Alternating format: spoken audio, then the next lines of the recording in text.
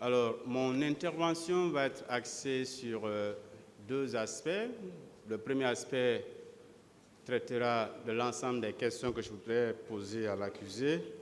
Et le second aspect sera axé sur une demande. Alors, cela étant dit, Monsieur Diakité, vous êtes avec nous, s'il vous plaît? Est-ce que vous suivez, M. Diakité?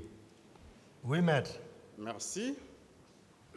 Alors, vous nous avez raconté des scènes horribles, effroyables, que vous avez vous-même, si vous voulez,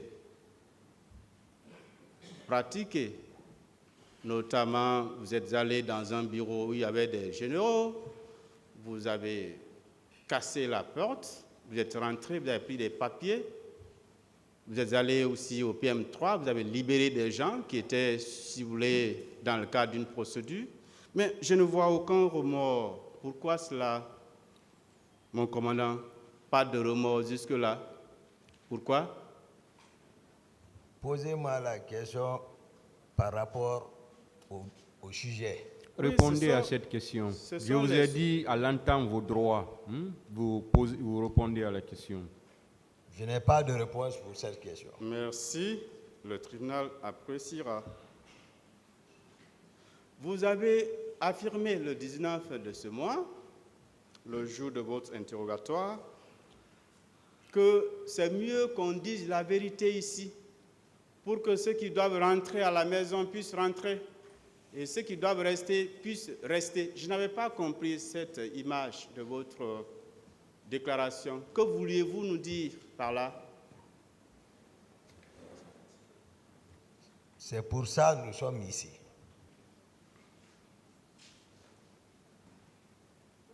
Ah, je n'ai pas compris la réponse.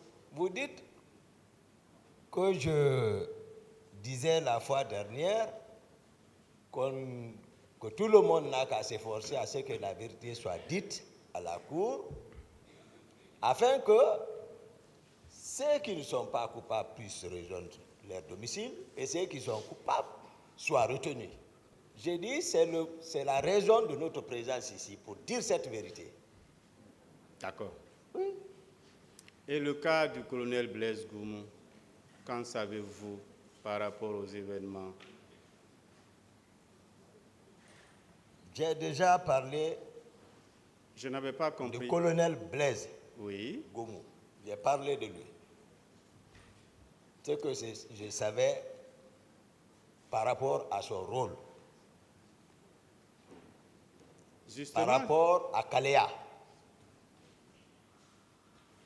Je crois que j'ai amplement parlé du colonel Blaise par rapport à l'affaire de Kaléa. Par rapport aux autres, j'ai dit que je ne l'ai pas vu au stade. Donc, il n'a posé aucun acte pour les événements du 28, mais vous avez des informations par rapport au recrutement à Kaléa. Merci pour cette réponse. Ce que je suis en train de vous dire, ça c'est les réalités du terrain. C'était son rôle. D'accord. Par rapport au ministre de Kaléa. D'accord. Voilà. Merci. C'est très clair.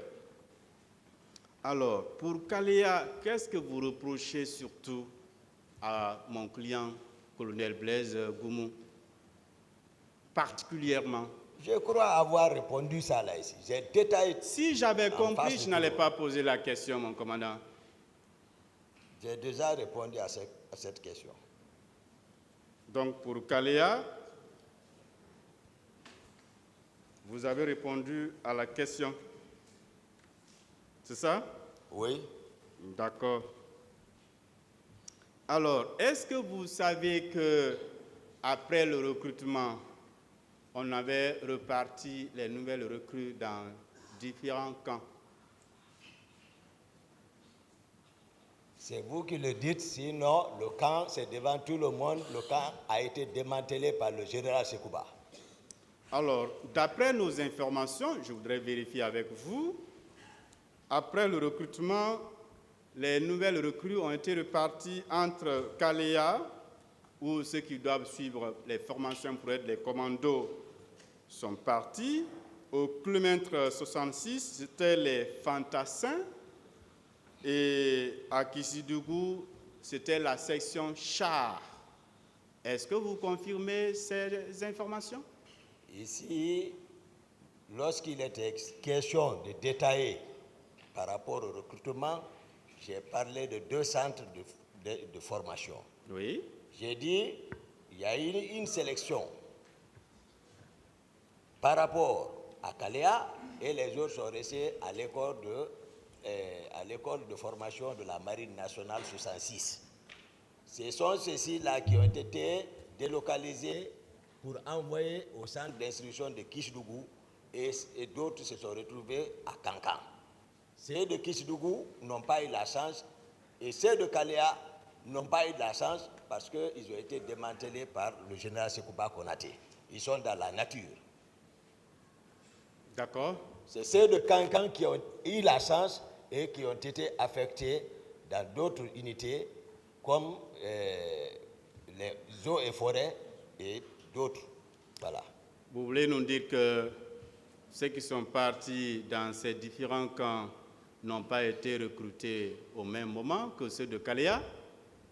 Même à la maison centrale, ceux de Kissidougou se sont retrouvés tout récemment là-bas parce qu'ils continuaient toujours au temps d'Alpha à réclamer leur matricule. C'est connu de tout le monde. Pourquoi Marcel s'est retrouvé ici? Lui-même, il dit qu'il a été accusé comme quoi il était en complicité avec ceux de Kalea, que c'est pour cela que le général l'a fait venir ici. J'ai dit, voilà. Vous voulez nous dire que ceux qui étaient dans les autres camps n'étaient pas recrutés au même moment que ceux de Kalea? Le recrutement s'est fait au même moment, mais croyez-moi, la sélection la sélection qui en a suivi, voilà, alors, c'est ça. Qu'est-ce que les éléments de Kalea auraient fait alors, selon vous, dans cette affaire? Mais je vous ai parlé ici comment ils ont été utilisés. Dans quel but? J'ai parlé de coïncidence. Je n'ai jamais dit que c'était spécifiquement par rapport aux événements du 28. Mais sauf que leur déploiement à Conakry a coïncidé à cet événement et finalement, ils ont été utilisés. Bien. J'ai parlé du groupe qui est venu à la présidence. Je ne voulais pas revenir sur ça maintenant. Le groupe qui était avec les autres, les Makambo, j'ai parlé de tout ça. Ça, c'est des faits devant tout le monde. Ces éléments de Kalea seraient-ils venus à la veille alors de la marche? À la veille? Oui, je veux savoir si c'était à la veille. Non, mais je parle à la veille. Le 27? Non.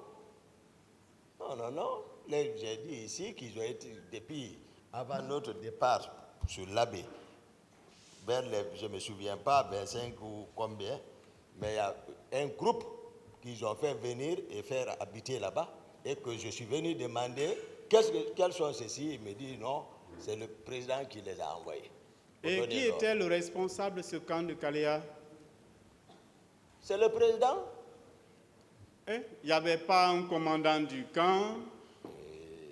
C'est le président qui commandait directement, malgré ses charges. S'il vous plaît, je vais finir de formuler la question. Ok, excusez-moi. Je veux savoir, vous voulez nous dire que le président, malgré ses charges, c'est lui qui partait aménager le programme journalier, c'est lui qui coordonnait, c'est lui qui faisait nourrir, c'est lui qui entraînait, etc.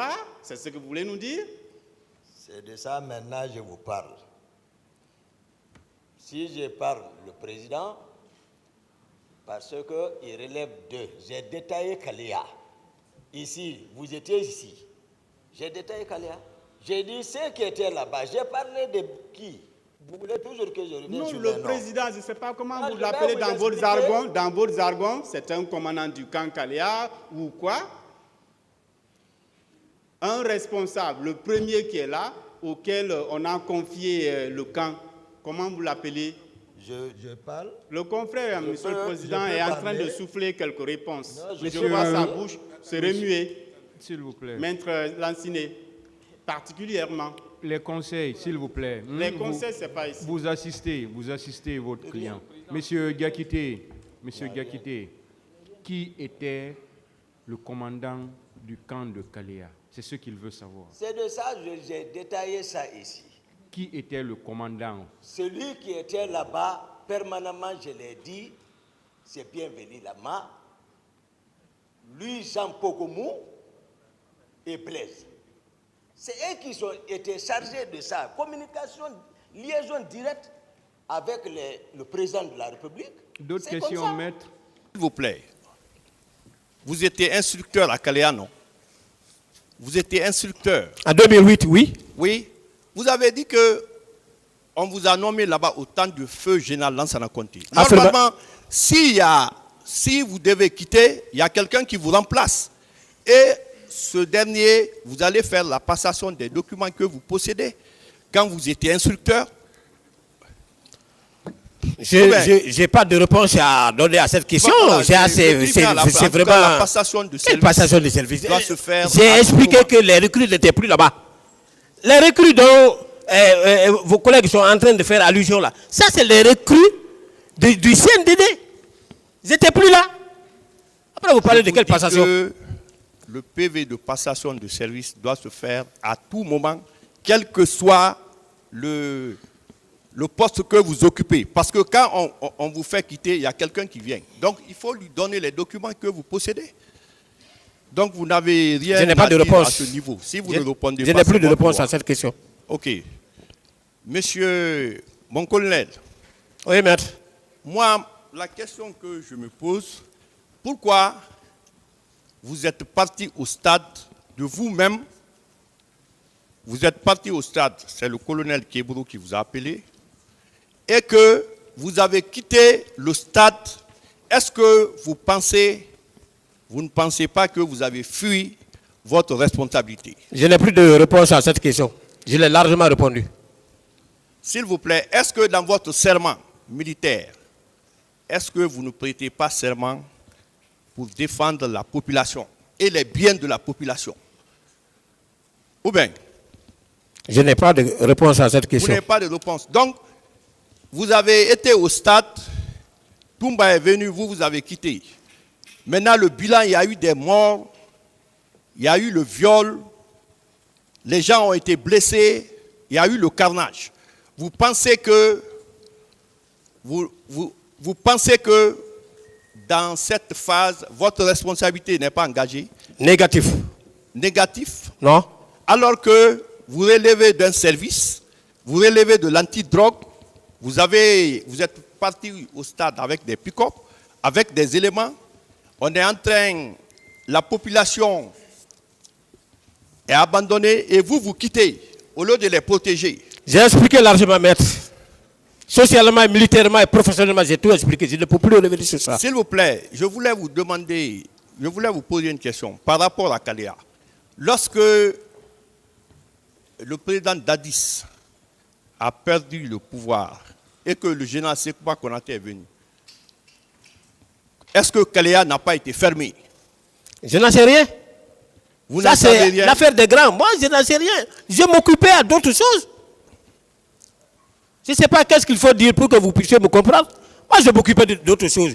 Et mieux, quand Sekouba est venu, ça n'a même pas tardé, on a disloqué notre service. Je me suis retrouvé à Koubia. J'étais plus maintenant à Conakry ici. D'accord. Après Koubia, j'ai bénéficié d'une bourse pour Botswana. C'est là-bas où je suis resté, même où il y a eu les élections présidentielles qui sont passées derrière moi. Mon colonel, concernant le maintien d'ordre, vous avez dit solennellement que vous n'êtes pas chargé du maintien d'ordre. Et dans votre procès verbal d'interrogatoire, vous dites que vous n'avez rien à voir au SAD parce que vous n'avez pas d'armes, vous n'avez pas de bâton de protection, vous n'avez pas de gaz lacrymogène. Maintenant, pourquoi vous êtes parti au stade alors? Une autre question. Merci, Monsieur le Président. Ok. Mon colonel, M. Toumba a affirmé ici, a déclaré ici, à cette barre, que le recrutement de Kaléa était fait pour la protection du pouvoir de Dadis. Parce que, à la prise du pouvoir, toutes les unités se sont retrouvées à la présidence et que le pouvoir n'était pas acquis à 100%. Qu'est-ce que vous en dites? Moi, je n'ai rien à dire par rapport à ça. Vous n'avez rien à dire? Non. Je n'étais pas membre du CNDD, donc tout ce qui concerne le CNDD, je n'ai rien à dire là-dedans. Blaise Goumou. Maître. Vous avez... Monsieur Blaise Goumou, au moins. Vous avez affirmé ici que vous avez été au stade. Vous n'avez pas d'armes. Maintenant, quand je vous ai posé la question concernant votre détention, vous avez dit que vous avez un PMAK. Est-ce que vous n'êtes pas parti au stade avec ce PMAK? Vous pouvez aller au stade sans armes? Vous pouvez demander. Nous, on a fait une demande personnelle. Hein. Quand on a... Attendez, laissez-moi vous expliquer. Quand on a... Non, on n'est pas parti avec PMAK, Monsieur le Président. Quand on a été nommé procureur, demandez les autres procureurs, ils adorent. On a demandé à ce que nous disposions des armes pour notre propre sécurité. Parce que je peux quitter Conakry pour me rendre à l'Abbé. La nuit peut me trouver en cours de route. Je peux tomber en panne.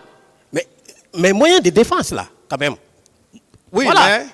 Ça a été ordonné, tout le monde a ça. S'il vous plaît, vous n'avez pas reconnu que vous avez été au stade avec une arme. C'est pourquoi le PMAK, qui fait partie de votre dotation, si vous partez au stade avec ce PMAK, c'est une arme qui peut tuer.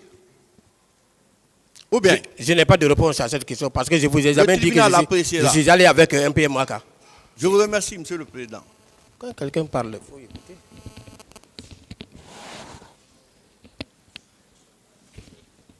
Monsieur Blaise Goumou. Oui, maître. Vous allez bien? Je vais très bien, maître. Habituellement, est-ce que vous vous promenez habituellement avec colonel Thiebro avant le 28 septembre? Me promener? Si vous étiez souvent ensemble. Oui, au service? Oui.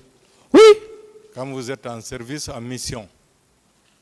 Non, lui n'a jamais fait une mission avec moi comme ça.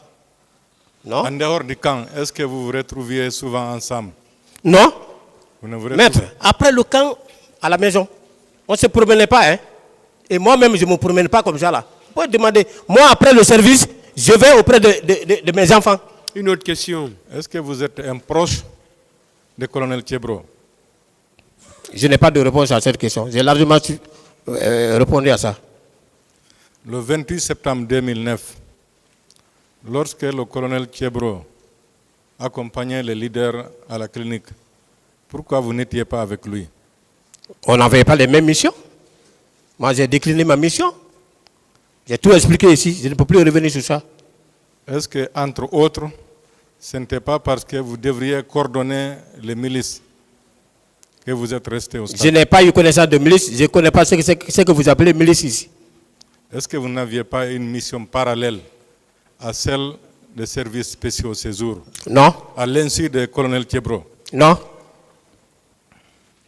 On va récapituler. Dans le box des accusés, il y a eu au moins 3 groupes de militaires et des gendarmes qui étaient au stade, n'est-ce pas? J'ai tout expliqué. Oui. J'ai expliqué, je ne peux plus revenir. J'ai expliqué largement, maître. J'ai dit qu'on récapitule. M. Aboubacar Diakité était au stade avec ses hommes, n'est-ce pas? J'ai tout expliqué. Colonel Thiebro également.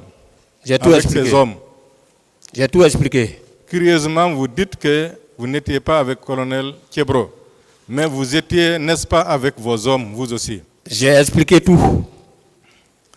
Entre vous, les militaires, les béréros si vous voulez, les gendarmes et les civils, qui est censé porter une arme? Je n'ai pas de réponse à cette question. D'accord. Pendant les événements du 28 septembre, il y a eu combien de bérets rouges qui ont été tués ou violentés? Je ne saurais vous le dire. Combien de gendarmes? Je ne saurais vous le dire. Y a-t-il eu, oui ou non, des civils morts, violentés et violés? Aucun civil n'a été tué à ma présence, ni violenté, ni violé. Mais il y en a eu au stade le 28 septembre. Non, c'est là que vous êtes là. Ça ne s'est pas passé à ma présence, donc je ne peux confirmer. D'accord.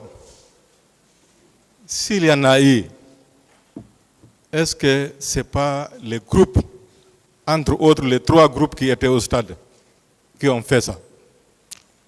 Je n'ai pas de réponse. Vous n'avez pas de réponse? Non. Vous étiez au stade, M. Blaise Goumou, avec des hommes dans 3 pick-up. Vous dites que personne ne vous a envoyé. Vous dites? Vous étiez au stade le 28 septembre 2009. Je n'ai pas nié. Avec un groupe de 3 pick-up. Vous dites que personne ne vous a envoyé. Vous êtes parti donc de vous-même. J'ai largement expliqué. Je ne peux plus revenir sur ça.